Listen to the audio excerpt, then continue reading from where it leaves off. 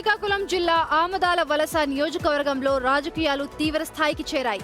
బూర్జా మహిళా ఎస్ఐ కేసుకు సంబంధించి వైసీపీ ఇన్ఛార్జ్ చింతాడ రవికుమార్ పై వస్తున్న ఆరోపణలను ఆ పార్టీ నేత బొడ్డెపల్లి రమేష్ కుమార్ ఖండించారు.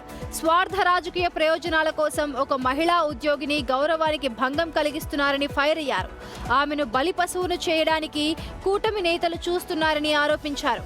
కూటమి ప్రభుత్వానికి మహిళలంటే కనీస గౌరవం లేదని మండిపడ్డారు. చింతాడ రవికుమార్ పై తప్పుడు ప్రచారాలు చేస్తే చూస్తూ ఊరుకోవని హెచ్చరించారు. గత 10-12 సంవత్సరాలుగా చూస్తున్నాం అని శ్రీకాకుళంలో మొదలుపెట్టారు.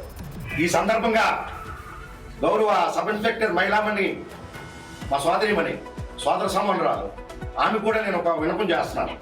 మీరు మనసా వాచా కర్మణ ఇదే సంఘటన గౌరవ ఎమ్మెల్యే గారు చెప్పిన సంఘటన జరిగిందని మీరు భావిస్తే, మీరు చెప్తే మా కాన్స్టిట్యున్సీ వైఎస్ఆర్సీపీ మొత్తం క్యాడర్ అంతా వచ్చి మీకు క్షమాపణ కోరుతాం.